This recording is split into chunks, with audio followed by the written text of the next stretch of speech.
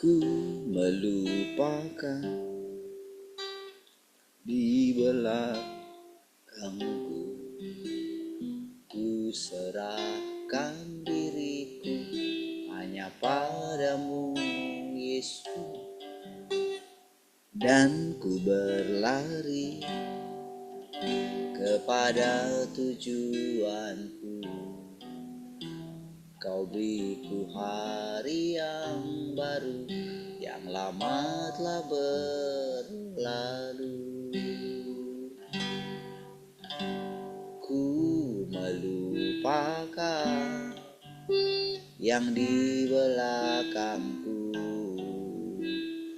ku serahkan diriku hanya padamu Yesus, dan ku berlari kepada tujuanku. Kau beriku hari yang baru, yang lama telah berlalu.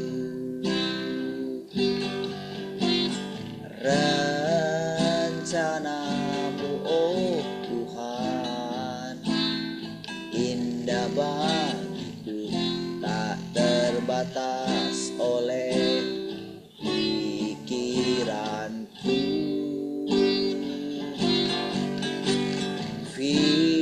Firman-Mu ya dan amin, sumber kekuatan, Kau pengharapanku, Kau terbaik bagiku. Ku melupakan yang di belakangku, ku serahkan diriku hanya padamu Yesus, dan ku berlari kepada tujuanku. Kau beriku hari yang baru, yang lama telah berlalu.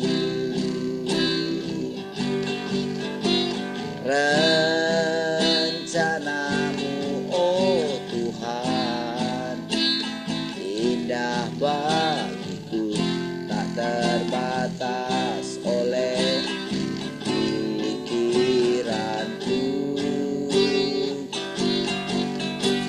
Firman-Mu ya dan amin, sumber kekuatan, Kau pengharapanku, Kau terbaik bagiku.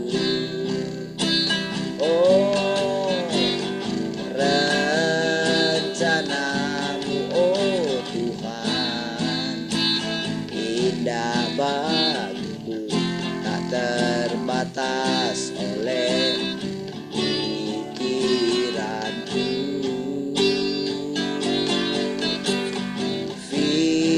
Firman-Mu ya dan amin, sumber kekuatan, Kau pengharapanku, Kau terbaik bagiku.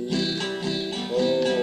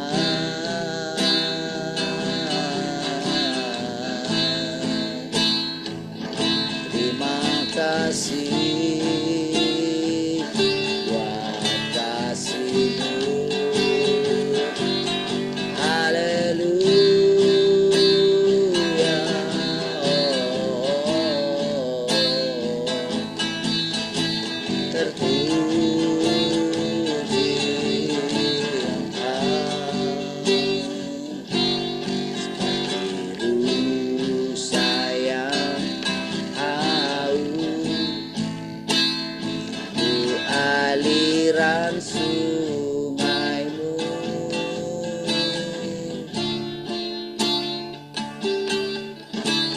Hatiku tak tahan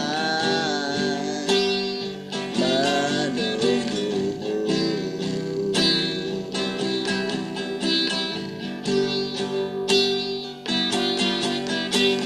Bagai tanah gersang nanti datangnya hujan.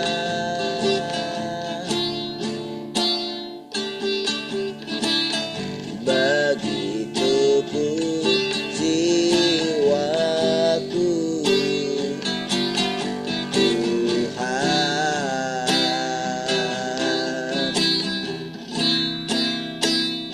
hanya Engkau pribadi yang mengenal hatiku. Tiada yang tersembunyi bagimu. Seluruh isi hatiku Kau tahu, dan bawaku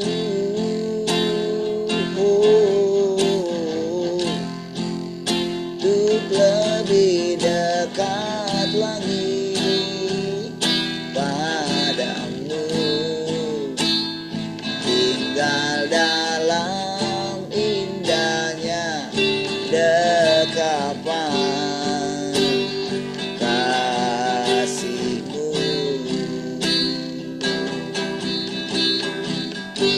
Seperti rusa yang haus, rindu aliran sungaimu.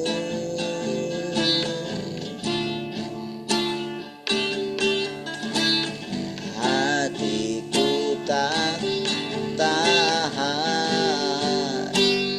menunggumu.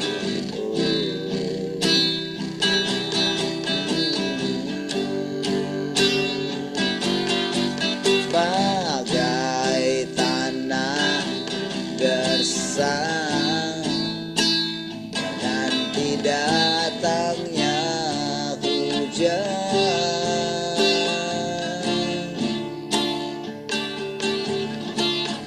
Begitu pun jiwaku, Tuhan,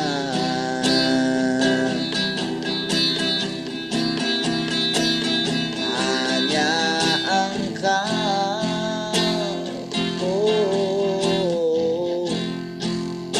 pribadi yang mengenal hatiku.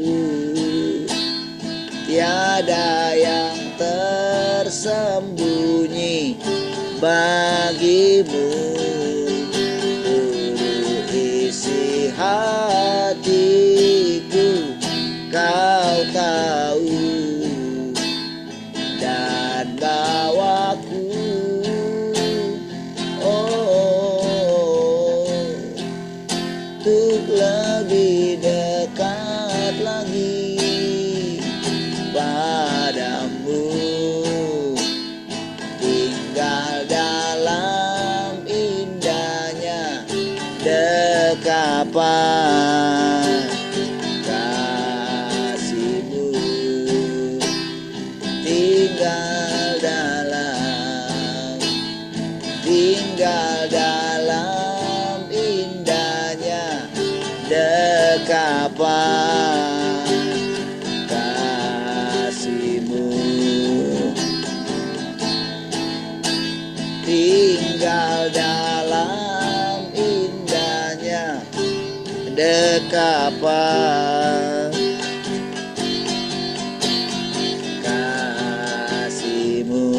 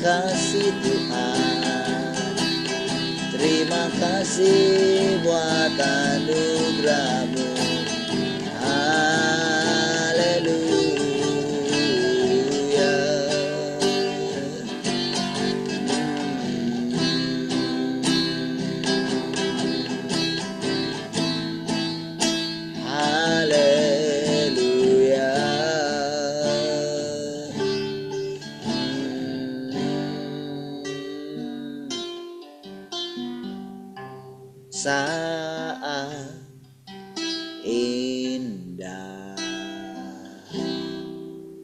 Ku berhadapan denganmu,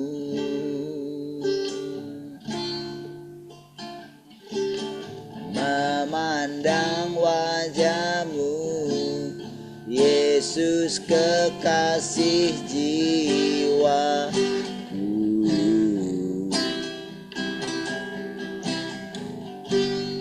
Bawa daku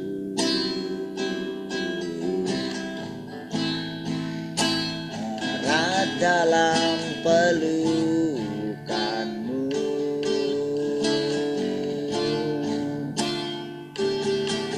menikmati kasih dan indahnya hadiratmu.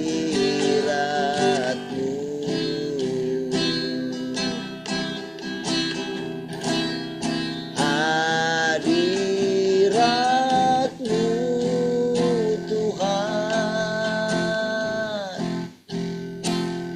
ku rasakan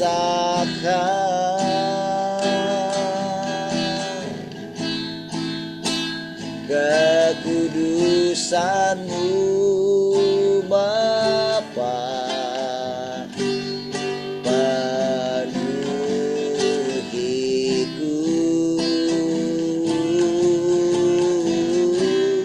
Ku rindu selalu diam dalam bait-Mu,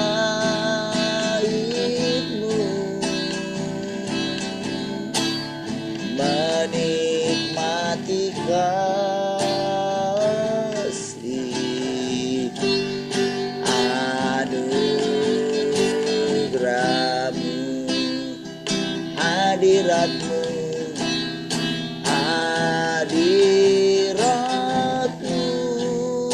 Tuhan, ku rasakan kekudusan-Mu Bapa,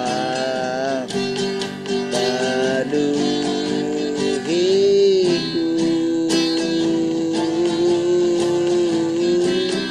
Ku rindu selalu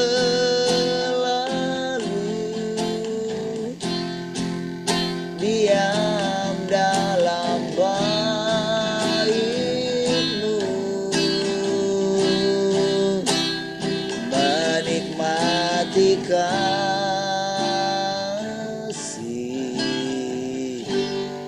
anugerah-Mu.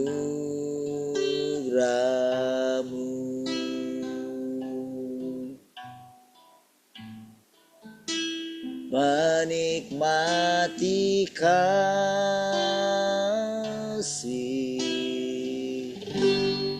anugerah-Mu.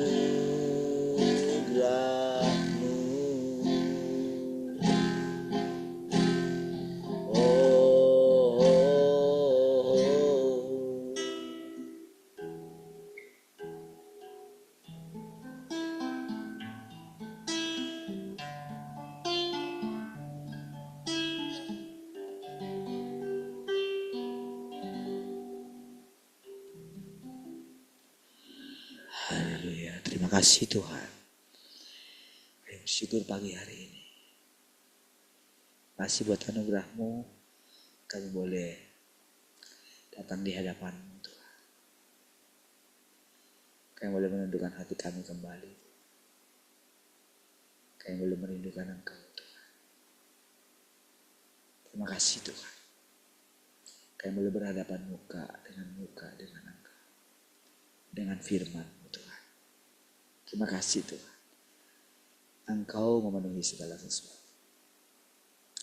Berbahagialah orang yang dipanggil datang mendekat kepada-Mu Tuhan. Pujilah Tuhan. Silakan Tuhan, Kau mengajari kami dengan hikmat. Terpujilah Tuhan. Haleluya. Mari semua kita yang merindukan Tuhan sama-sama katakan amin. Baik, puji Tuhan. Shalom semua. Selamat pagi.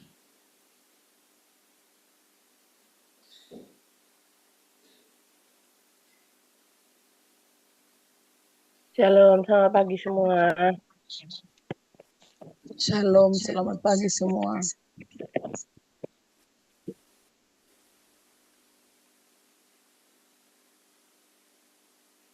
Shalom, selamat pagi semua.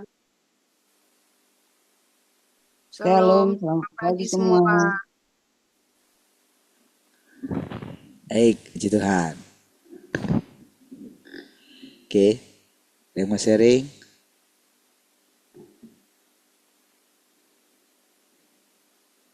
Nama Yabes sudah sehat.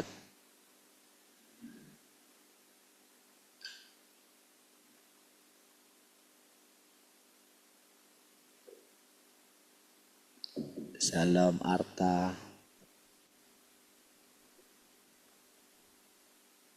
Shalom, Pak.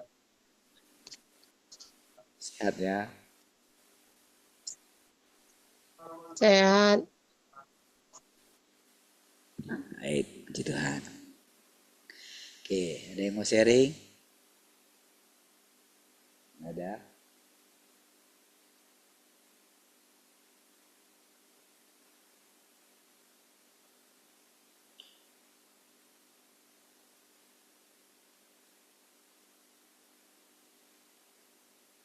Mak Yabes nggak mau sharing?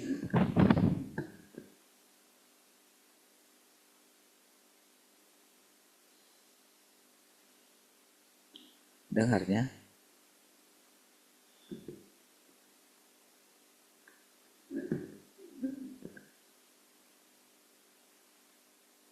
Baik.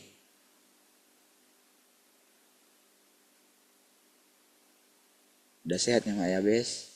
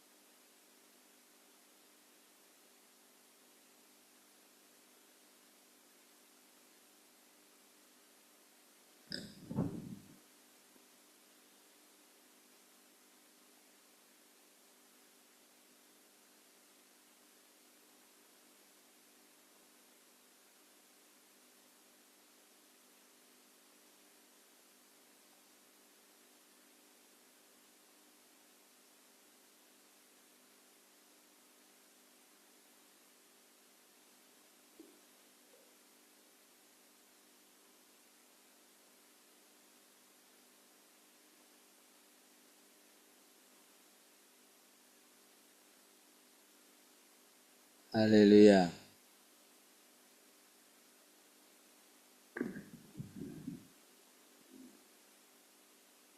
Sudah sehat ya Mak Yabes? Gini aja. Kalau enggak, cukup senyum. Dari senyumnya itu udah tahu udah sehat atau enggak. Kalau nggak bisa mic-nya. Baik, oke ya. Sehat ya.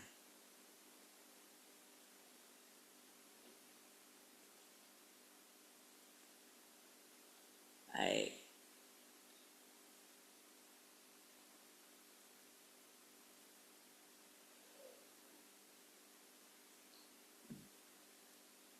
Mari kita lanjutkan ya.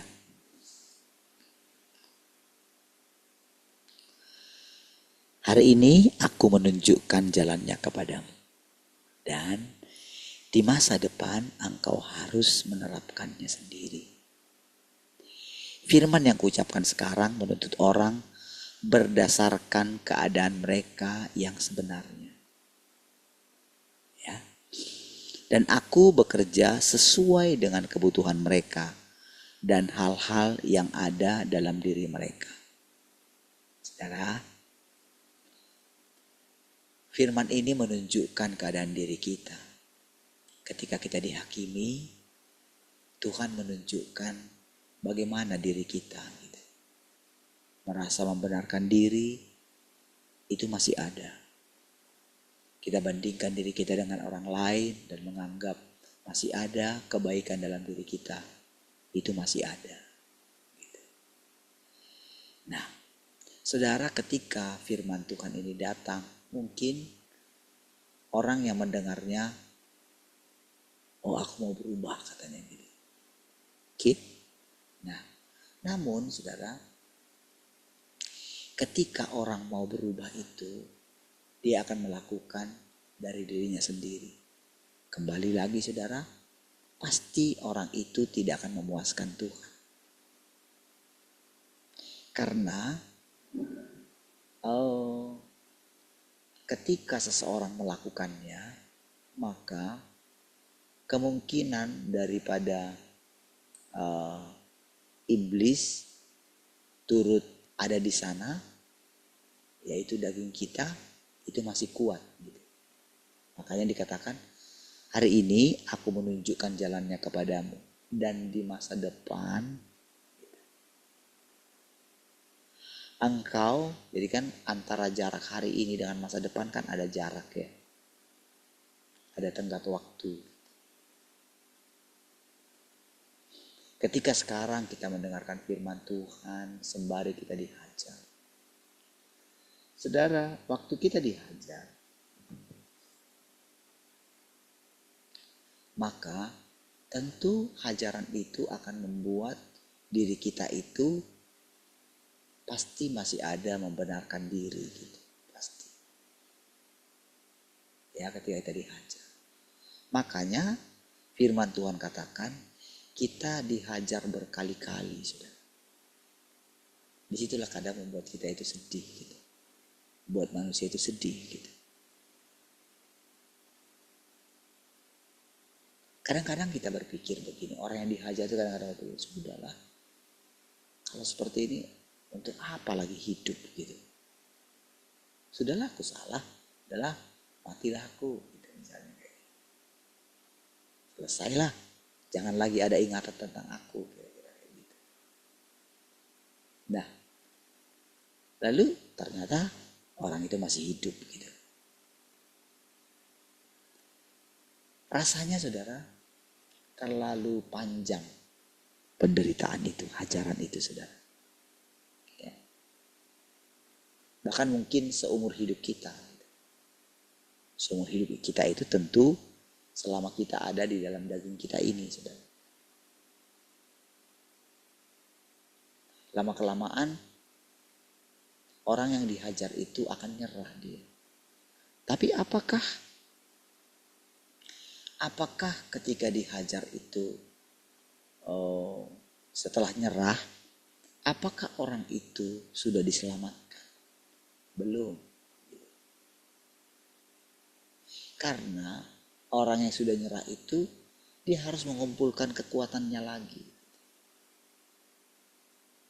untuk mulai menerapkan firman itu secara hati-hati. Jadi memang saudara, apa yang sedang dipangkas dalam hidup kita?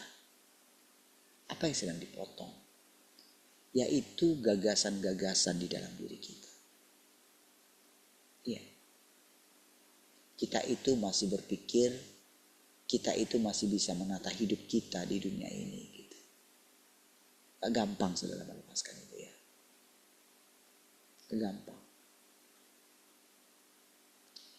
Kita ingin hidup lebih enak gitu, lebih nyaman, dikit aja lah.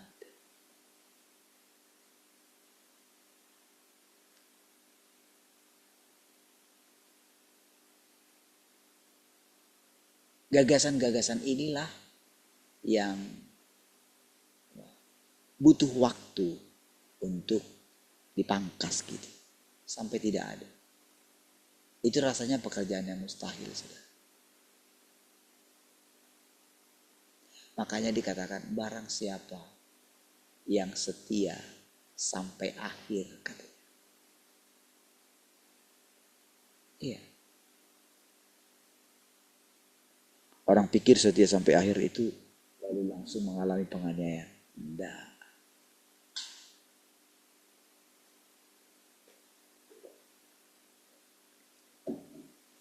Waktu kita setia dalam perjalanan itu, maksudnya itu adalah setia kita dalam perjalanan kita yang panjang itu, kita mau belajar mengenal dia, memahami dia, memahami firman. Kan kita sudah belajar nih, mulai belajar mengenal Tuhan yang baru. Ya. Tuhan yang baru itu adalah Tuhan yang bekerja sekarang. Di zaman yang sekarang. Kita nggak boleh kembali ke zaman Taurat. Ke zaman kasih karunia. Ke zaman kasih karunia itu saudara, kita selalu menganggap Tuhan itu mengasihi kita, akan memberkati kita. Kita anaknya. Apa punyanya Tuhan punya kita. Memang iya. Itu nggak bisa diganggu gugat saudara mengenai itu. Bagaimana Tuhan mengasihi kita, semua pokoknya tentang kasih itu nggak bisa diganggu gugat. Itu sudah pasti. Namun sekarang Tuhan ingin menjadikan umat pilihannya ini menjadi orang yang memuaskan Dia. Sebagaimana kita diciptakan. Gak bisa loh manusia yang akan memuaskan Dia itu, gak bisa loh dipaksa untuk memuaskan Tuhan. Gak bisa. Dan gak bisa loh dikasih tahu Dia, ini loh yang memuaskan aku. Gak bisa. Kepuasan hatinya itu harus dikejar oleh orang yang dikasihinya. Makanya Tuhan terus bertekun sama kita. Gak ada kepuasan yang lain dari semua ciptaannya, dari semua ini gak ada. Kecuali kepada orang yang diangkat Dia sepadan. Marilah kita menciptakan manusia menurut gambar dan rupa kita. Ya. Jadi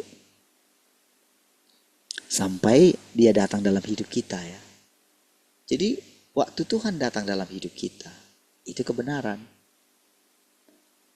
Ingat ya, bukan karena siapa kita, bukan karena siapa saya. Orang saya dipilih sebelum saya bisa buat apa-apa kok. Sebelum saya lahir jadi anak gitu. Sebelum saya ada dalam kandungan ibu saya, Tuhan sudah pilih saya. Berarti itu kan ketetapan Tuhan. Berarti kan Tuhan itu bertanggung jawab. Iya kan? Dia yang pilih kok. Kalau misalnya Tuhan mundur dari pilihannya, berarti kan iblis itu bisa menghujatnya. Pilihanmu salah kan? Katanya gitu. Iya. Oh, tidak perlu ya iblis harus menampakkan diri di sana ya. Nggak perlu. Sama saudara seperti sekarang kita ini ya. Sebetulnya seperti saya katakan sama saudara. Saya agak ini sedikit ya, agak nyimpang sedikit. Ketika saya katakan Pak E tidak pernah mati. Oke? Ketika saya katakan Pak E ngomong kayak gini sama saya.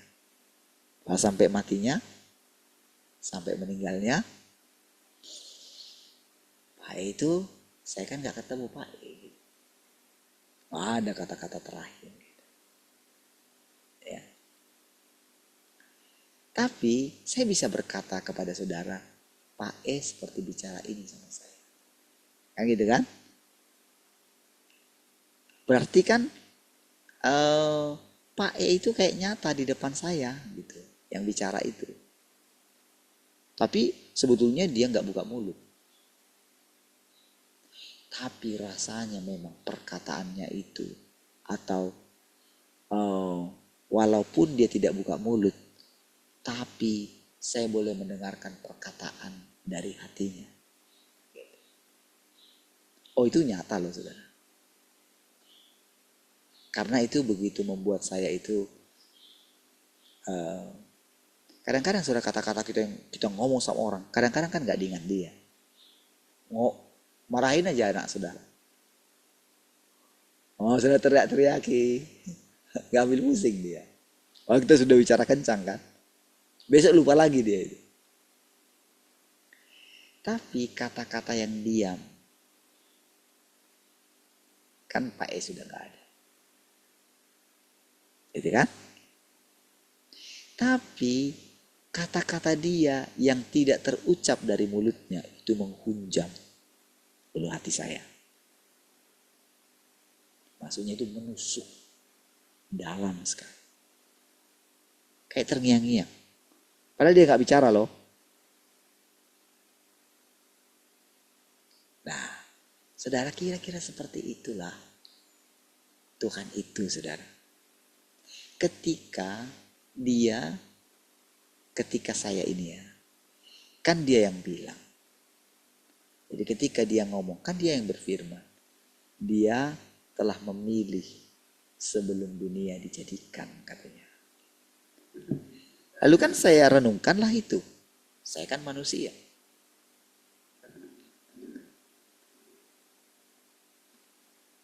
Firman Tuhan bilang, Elia manusia biasa. Iya kan? Berarti gini, saya ini juga kan manusia biasa. Sama seperti Elia. Iya kan? Nah, jadi saya yang merenungkan firman itu ketika saya coba ikutin gitu kan. Perhatikan ya cara saya berbicara itu. Saudara harus perhatikan, ikutin alurnya ya. Supaya saudara nanti bisa. Supaya kita ini bisa mendengarkan Tuhan itu terus bicara. Saudara harus bekerja sama dengan saya ya. Karena kalau saudara itu tidak memperhatikan dengan baik, saya tahu gitu.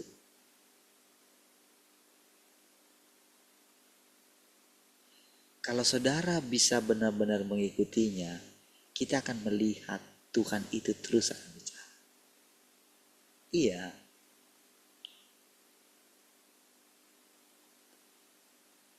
Jadi tanda daripada Tuhan ada di sini, itu adalah kerjasama kita.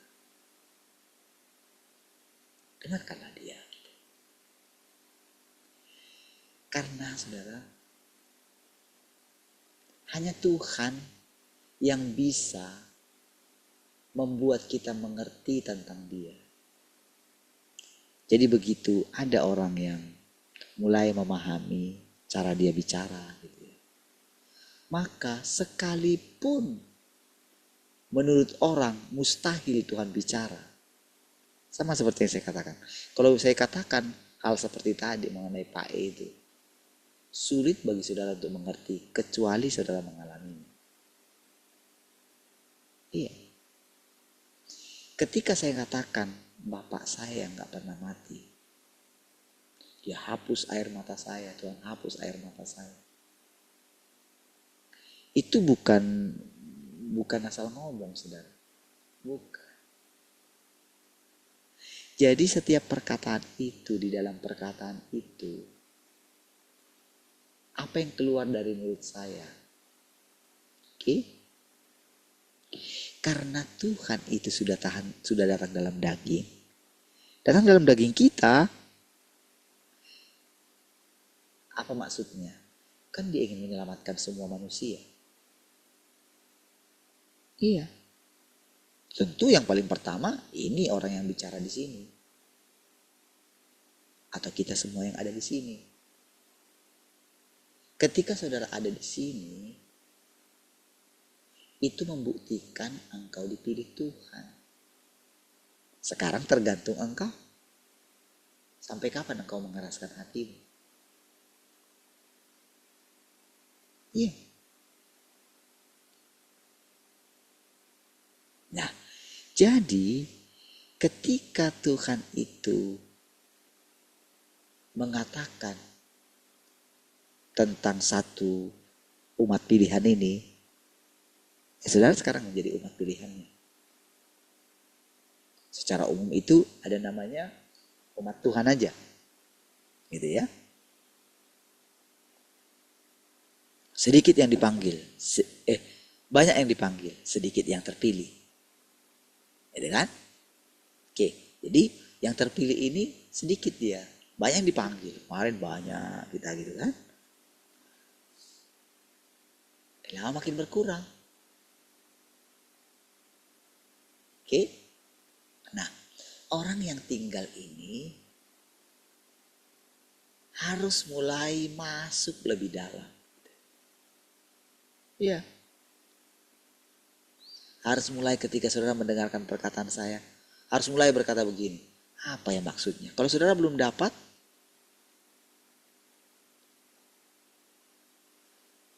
itu bukan karena engkau nggak bisa mendapatkannya, tapi karena engkau tidak sungguh-sungguh atau kurang sungguh-sungguh.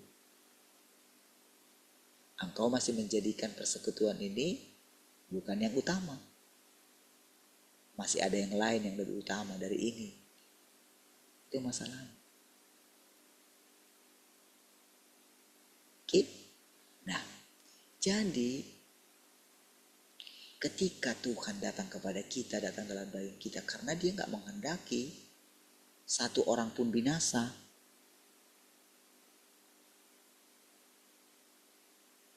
Tapi itu dari sudut kekekalan.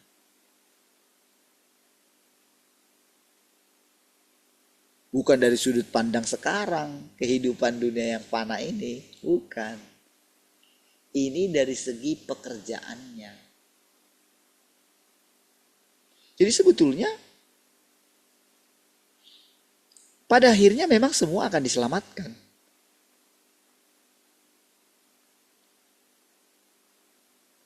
Kan dikatakan kan tidak akan ada lagi penderitaan. Kan itu semua kan di dunia. Tidak akan ada lagi tangis, semua akan dihapuskan.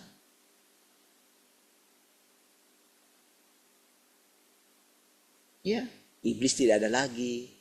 Dia dilemparkan ke api yang bernyala-nyala gitu kan. Bukan berarti nanti ketika kita dikatakan ketika selesai pekerjaannya itu, bukan berarti masih ada nanti nerakanya. Sampai dihapus dari ingatan manusia. Itu panjang sekali loh. Itu kekekalan. Kalau kita mau tunggu-tunggu sampai kapanpun kita gak akan pernah sampai ke sana. Kekekalan kok. Berarti kira-kira yang berubah di mana sih? Yang berubah di mana? Yang berubah di sini. Paradigma. Di situ yang berubah. Tetapi untuk sampai ke masa yang baru itu gak gampang dia.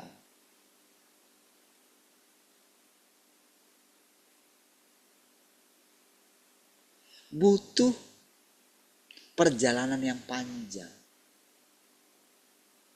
Iya.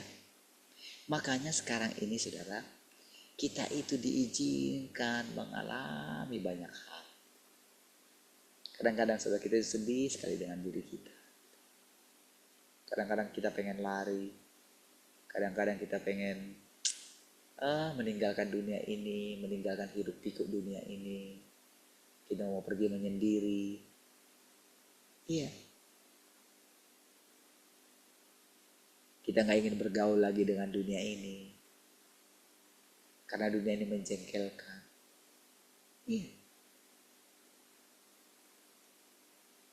Tapi kemanapun kita pergi, di sana ada Tuhan. Apa maksudnya di sana ada Tuhan? Kita gak bisa lari dari proses. Iya. Kita gak bisa lari dari pemurnian. Kita mesti menghadapinya. Nah, apa untungnya kita? Untungnya kita di sini adalah kita mendengarkan hikmat Tuhan setiap hari. Setiap hari. Hikmat Tuhan. Saudara tidak sedang mendengarkan saya loh. Iya.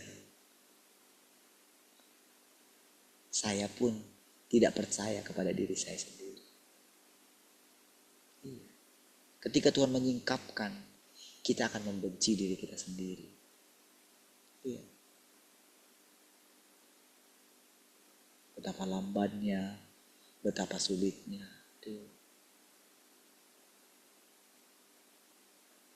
Sering sekali dalam kelemahan kita, disitulah kuasa Tuhan nyata bekerja. Disitulah Tuhan menampakkan diri. Iya. Semakin tidak percayanya kita kepada diri kita sendiri, semakin Tuhan menampakkan diri kepada kita. Iya. Gimana rasanya saudara bicara sama saudara, tapi misalnya gak ada yang mau saya bicarakan sama saudara? Gimana? Saya bersyukur saudara kalau setiap pagi bicara seperti ini. Ketika dalam acara ini gitu ya, bersekutu setiap pagi atau naiklah kemari itu. Ketika saudara ada di hadapan saya itu gampang sekali bicara. Saya nggak pusing. Beda sekali kalau saya di ibadah raya. Iya. Beda sekali. Sangat terganggu sekali saya.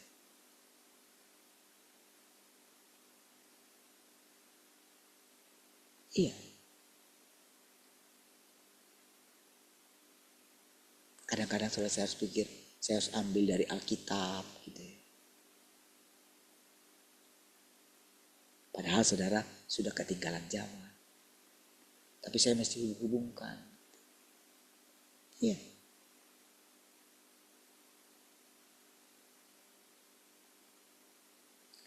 Tapi ketika saya berbicara seperti ini kepada saudara gitu ya, saya bisa merasakan bagaimana sabarnya Tuhan. Iya. Bagaimana dia mengetahui semua kebutuhan kita. Gitu. Semua kita yang ada di sini. Entah siapapun. Dan saya boleh merasakan bagaimana hadirat Tuhan itu juga turun di antara kita. Gitu. Saya merasakan. Tapi bukan berarti kalau dulu saudara, kalau saya merasakan kayak urapan Tuhan gitu ya, itu rasanya itu bisa kayak saya harus didengarkan gitu. Saya menjadi kayak orang penting gitu. Tapi bedanya dengan sekarang saudara, ketika bicara itu saudara, di situ benar-benar saudara saya merasakan kegentaran. Tapi di saat yang sama, waktu saya gak berani bicara, Tuhan mendorong saya bicara. Kadang-kadang kan kita gak layak saudara. Memang gak ada yang layak saudara. Gak ada. Itu kebenaran. Makanya ketika saya bilang Tuhan yang bicara, bukan berarti saya Tuhan. Tidak. Jauh lah itu saudara. Karena firman Tuhan bilang Tuhan adalah Tuhan. Saudara, ketika Yesus mulai memahami bahwa dia itu lebih tinggi dari semuanya orang-orang yang di muka bumi ini saudara. Tapi dia gak mencari pujian bagi dirinya sendiri. Iya. Karena ada satu yang mencarinya katanya. Dia gentar ketika ngomong itu. Makanya ketika orang ingin menjadikan dia raja, pada waktu sudah berkumpul ingin menjadikan dia pemimpin. Tapi dia sangat tahu. Sehingga dia memilih jalan itu. Di sini saudara, sering sekali kita ini saudara, manusia yang mengikuti dia. Kita bingung, saudara. Iya.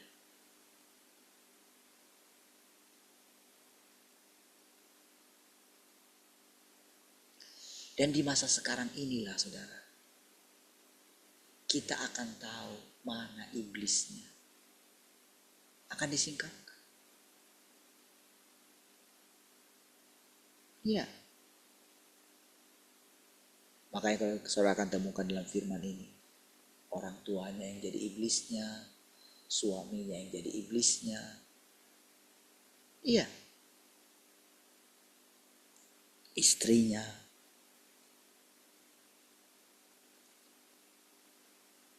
Jadi kita ini sedang belajar advance gitu.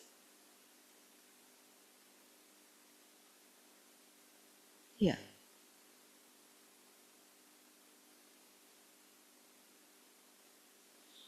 Karena yang ngajar kita langsung itu adalah Tuhan itu sendiri. Oh, jauh sekali, saudara.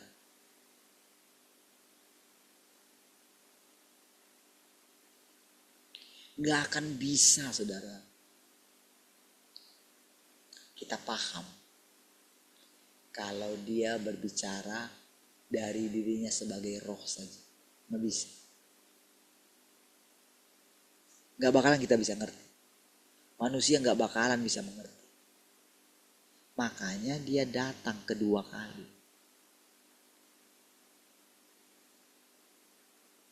Makanya dia pilih orang yang sama dengan saudara ini. Sama ketika dia pilih, orang ini pun gak bisa membanggakan diri dia. Karena Tuhan yang datang itu adalah Yesus. Kan Yesus kan?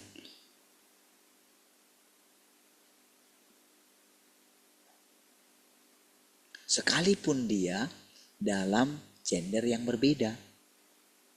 Namun esensinya adalah Tuhan yang berinkarnasi. Yang pertama kali berinkarnasi kan Tuhan yang berinkarnasi itu kan Yesus. Oke? Namun jangan lupa perkataan dia, kamu mesti makan aku katanya. Oke? Baru kita memahaminya. Jadi yang datang kedua kali. Saudara, entah siapapun yang datang kedua kali ini, oke, entah siapapun dia, maka dia itu adalah Kristus, harus Kristus, dan tidak bisa ditiru dia. Gak bisa.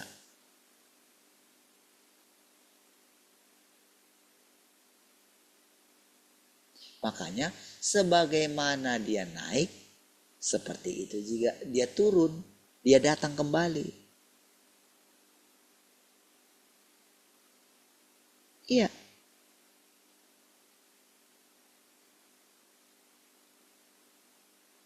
Itu misteri bagi orang. Saudara, apa kelemahan daripada orang yang mencoba mengajar manusia yang lain dengan doktrin? Apa kelemahannya? Kelemahannya adalah dia akan sibuk mencari kata-kata dari bahasa asli. Karena sumber rujukan mereka cuman Alkitab, maka sangat sulit sekali mereka itu akan memahami maksudnya Tuhan. Karena itu sudah ketinggalan zaman gitu. Ada banyak hal yang gak bisa diucapkan dulu. Lagian juga kan pembuatan Alkitab itu kan pilihan. Masih ada banyak surat-surat daripada orang-orang kudus di masa lampau yang tidak dimasukkan ke dalam Alkitab itu. Karena kalau dimasukkan semua, ya kita bawa Alkitab kita besar sekali. Gak bisa. Misalnya tulisan daripada rasul ini, rasul itu, orang yang datang kemudian. Gak bisa. Nah, itu sebabnya saudara, Tuhan mengucapkan firman yang baru. Sekarang ini. Sementara permasalahannya adalah Alkitab itu sudah sakti sekali. Alkitab itu sudah kayak di atas Tuhan dia. Kalau Tuhan itu membuat pekerjaan baru yang berbeda dari Alkitab, orang akan menghujatnya. Macam mana lah? Berarti kan hebat kali Alkitab itu. Sampai bisa membatasi Tuhan. Iya.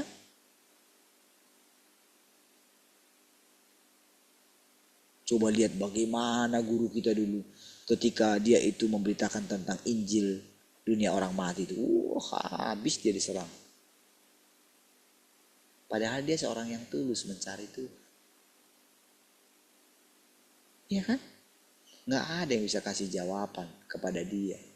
Sementara dia menghadapi orang-orang yang dirusak, yang diganggu oleh dunia orang mati. Dia melayani pelepasan. Dia harus berusaha mencari ayat-ayat di dalam Alkitab. Bahkan sampai suatu saat dia itu, capeklah, jangan beritakan lagi dunia orang mati. Setiap kali pergi ke seminar kemana-mana orang tanya terus. Balik lagi dia ke situ.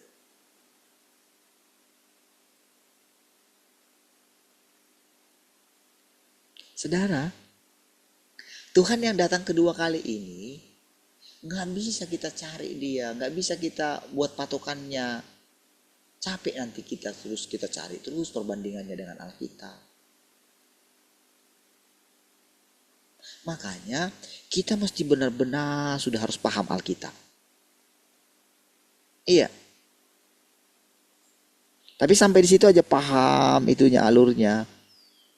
Jangan biarkan dia menghalangi kita menerima pekerjaan yang terbaru dari Tuhan. Jangan biarkan. Izinkanlah Tuhan yang menyelesaikan pekerjaannya. Dan dia pasti akan menunjukkan kepada kita, saudara. Buktinya adalah kita akan terus punya pengharapan. Iya. Makanya dikatakan dia itu menggendong sampai masa putih rambut kita. Kenapa dikatakan dia harus gendong kita? Iya. Karena di saat putih rambut kita kan hilang kekuatan kita kan. Iya kan? Seperti istri saya kemarin lah. Iya kan? Di saat genting seperti itu dia harus kehilangan orang tua yang dikasihinya, yang sangat mengasihi dia. Iya. Tapi coba lihat bagaimana Tuhan menggendongnya. Dia punya seorang suami yang mengatakan kepada dia, ini loh, di dalam diri orang ini, suamimu ini, bapakmu itu hidup.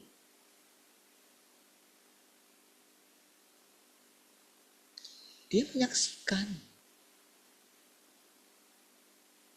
Ya walaupun saya gak bisa menggantikan. Gak bisa dong.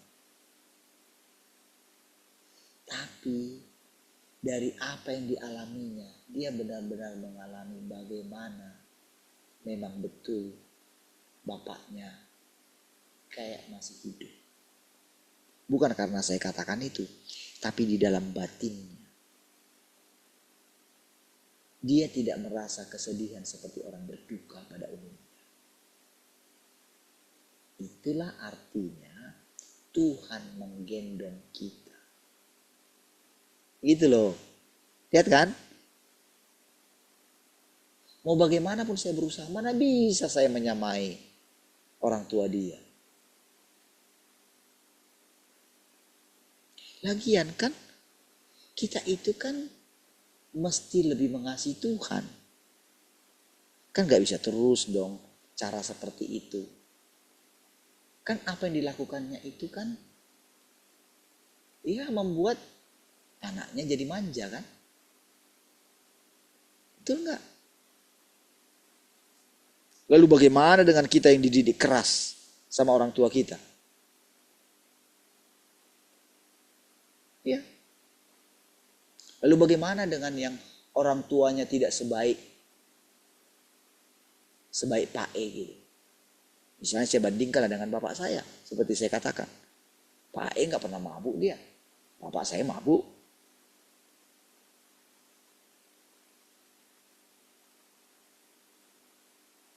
Ya kan? Pekerjaannya nggak berhasil. Pak E berhasil. Ya kan?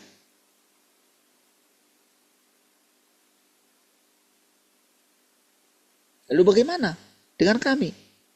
Saya hasilnya bapak saya. Berarti Tuhan bisa pakai.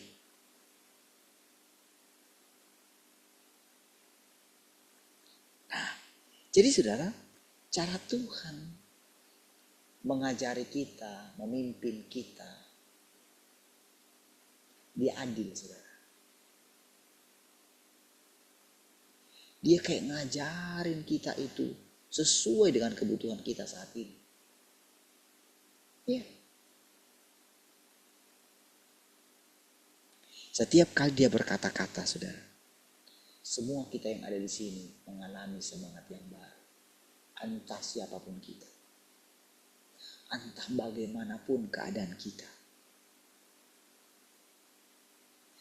Kalau saudara memberikan hati saudara setiap pagi, datang aja. Kasih hati aja, kasih waktu aja. Ketika saudara mau belajar mendengarkan, biarlah. Apa yang akan saudara alami? Iya. Cuman sering sekali kita itu terlalu dikuasai oleh masalah kita. Dikuasai oleh gagasan kita. Gagasan kita bilang apa? Aku bisa kok nanti dengarkan sendiri. Enggak lah, paling nanti akan bicara seperti ini, seperti itu. Iya. Padahal, kalau saudara menerima saya, tanpa sadar, kau sedang menerima Tuhan itu sendiri. Iya. Oh, saya membutuhkan saudara memang.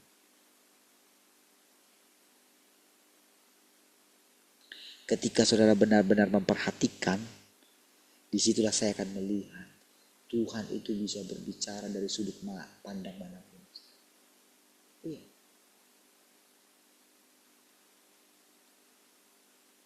Saya nggak tahu hikmatnya Tuhan itu benar-benar melampaui pikiran kita.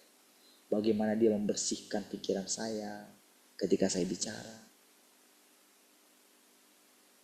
Bagaimana saya merasakan berkatnya ketika saya bicara. Bagaimana saya merasakan kelembutannya Tuhan. Dia mencari bahasa apa yang paling tepat. Iya. Jadi lihat ini saudara. Sekarang ini engkau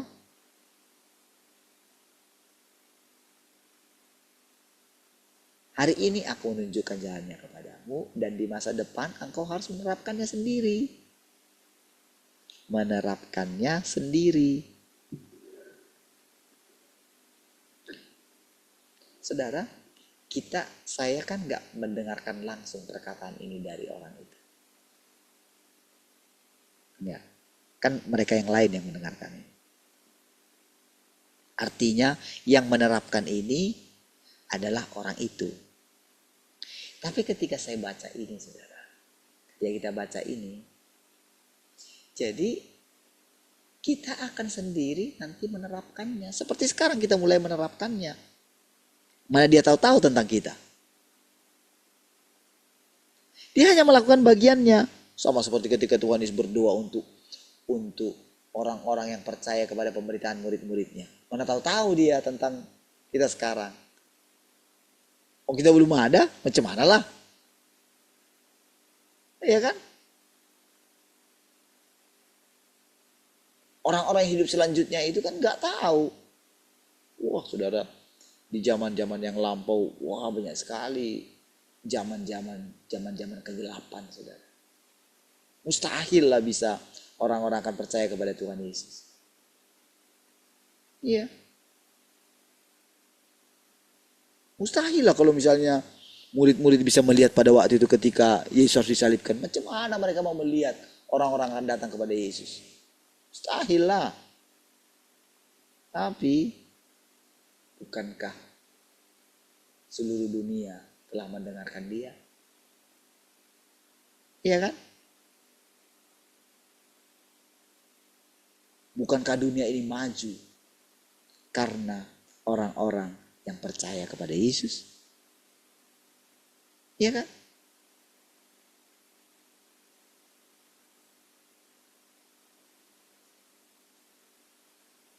Bukankah yang menolong umat pilihannya pada akhirnya adalah orang-orang Kristen? Iya kan? Tapi mereka masih sombong sekali menjadi umat pilihan itu, saudara.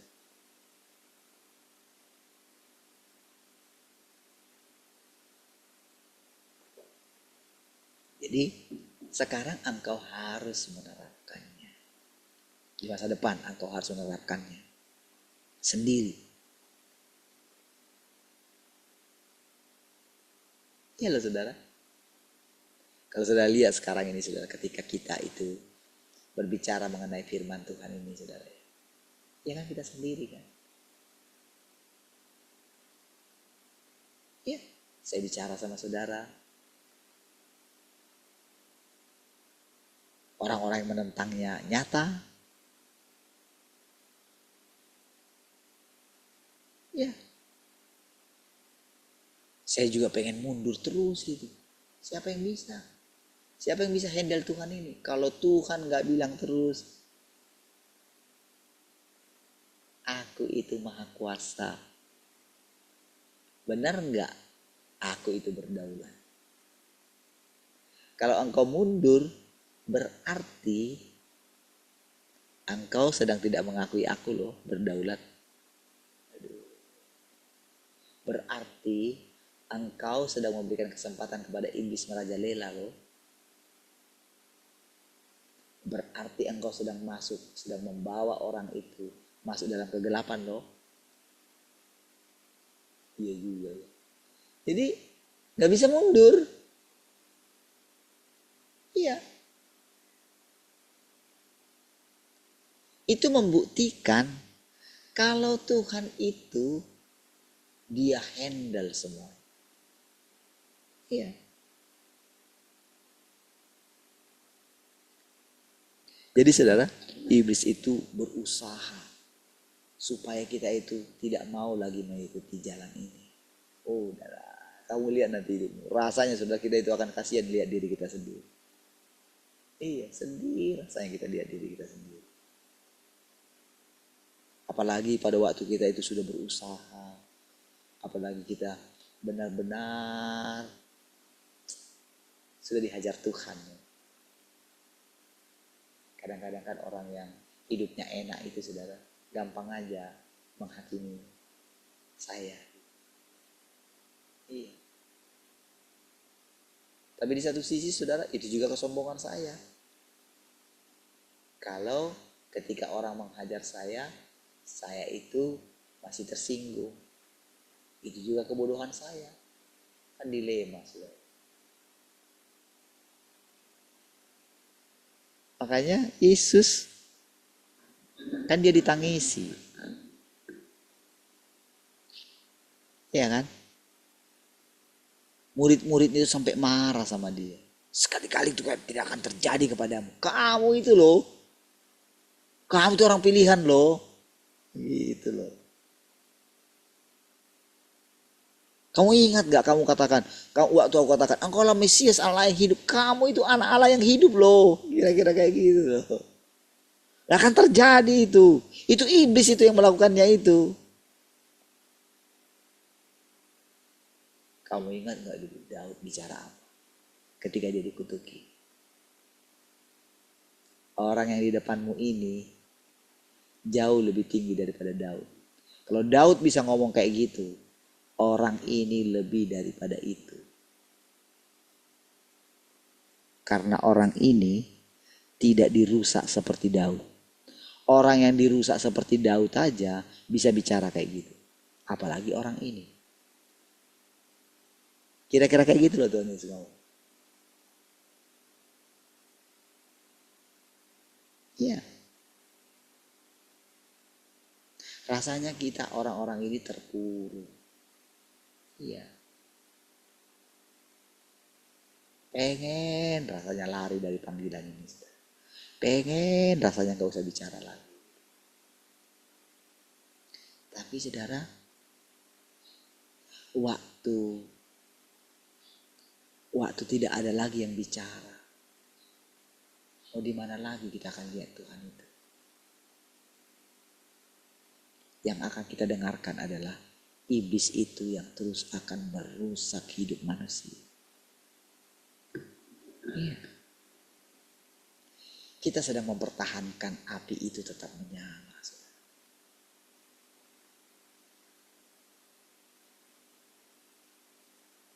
Ya. Jadi di satu sisi saudara, saya hidup di dalam daging ini. Tapi di satu sisi, melalui daging inilah Tuhan menampakkan diri. Iya, kan hanya dengan iman semua. Makanya saudara, kenapa saya sering dorong saudara, ayo mulailah bicara. Iya, supaya pada akhirnya saudara pun merasakan apa yang saya katakan kepada saudara. Iya.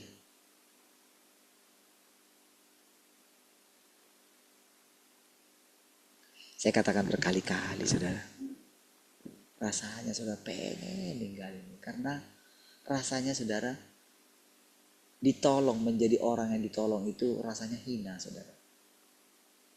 Iya. Kalau Tuhan sudah berkali-kali katakan, kamu tidak pernah berhutang sama siapapun.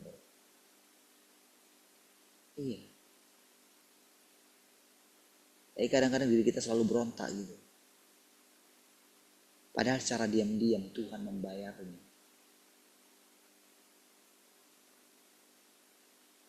Iya.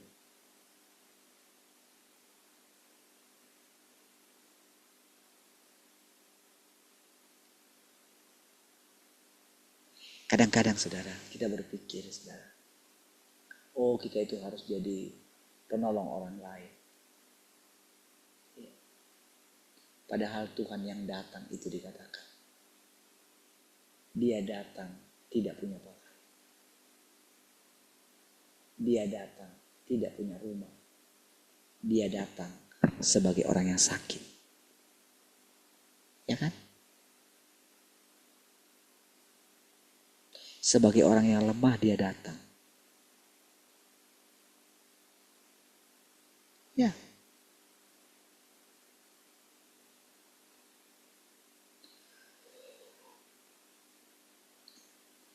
Firman yang kuucapkan sekarang menuntut orang berdasarkan keadaan mereka yang sebenarnya. Bukan tampilan luar. Tampilan yang sebenarnya hanya Tuhan yang tahu. Dan ketika Tuhan menyingkapkanlah, baru kita tahu keadaan kita. Ternyata kita rapuh.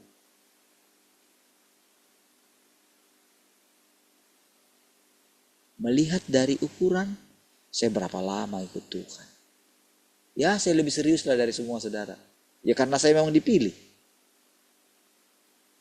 Saya mana bisa lari dari panggilan saya. Sudah saya coba lari. Bisa kah? Nggak bisa kan?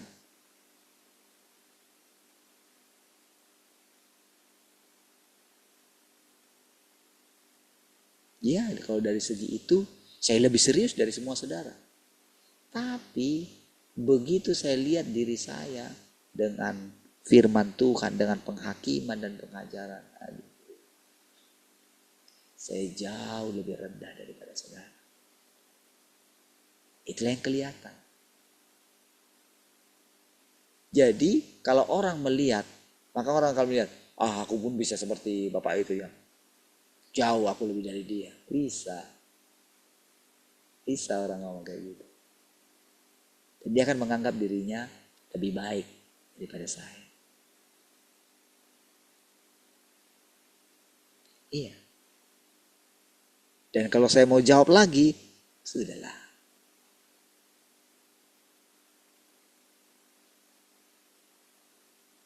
Gak akan habis-habisnya pertengkaran. Ya. Pengen mundur. Mundurlah kata Tuhan. Nangis lagi. Karena apa? Karena kita ini adalah pekerjaan Tuhan. Gitu. Nanti kita akan mengetahui. Pada akhirnya kita akan mengetahui. Sebetulnya Tuhan itu seperti apa sih? Terbuat dari apa sih Tuhan itu? Hatinya Tuhan itu terbuat dari apa sih? Disitulah kita akan mengerti. Sehingga pada akhirnya kita akan belajar tunduk kepada jalan-jalannya Tuhan. Iya. Lalu nanti waktu kita lain. Kita akan menjalani usia kita 51, 52, 53, 54. Aduh. Kalau kita bisa hidup setiap hari. Itu semua karena Tuhan hidup di antara kita. Iya. Kalau kita bisa terus melihat hal-hal yang baru, kita bisa menjalani hidup kita di masa depan. Itu karena kita menerapkan firman Tuhan.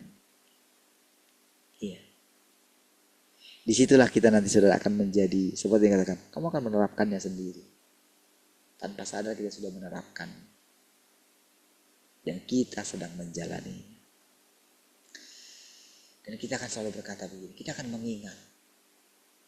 Tuhan itu benar-benar nyata di antara kita. Sulit menjelaskan tentang bagaimana Pak E itu hidup. Masih tetap hidup gitu. Sulit menjelaskan. Di mana posisinya saat ini sulit kita menjelaskan. Iya. Tapi memang menurut firman Tuhan, dia tetap hidup. Iya. Sama dengan Tuhan itu seperti itu juga. Kita gak melihat Tuhan. Tapi ketahuilah, dia menggendong kita sampai masa putih rambut kita. Artinya, selama kita hidup, Tuhan menggendong kita. Puji Tuhan, saudara. Kita berdoa, kasih Tuhan, kami bersyukur untuk persekutuan ini. Segala kemuliaan bagimu Tuhan, yang terus mengajari dan menggendong kami. Terpujilah Engkau Tuhan. Sepanjang hari ini kami berkati Tuhan. Biar sepanjang hari ini seluruh ciptaan-Mu memuliakan Engkau. Terima kasih Tuhan. Kiranya Engkau bersukacita bersama-sama dengan kami sepanjang hari ini. Haleluya. Semua yang mengasihi Tuhan sama-sama katakan. Amin.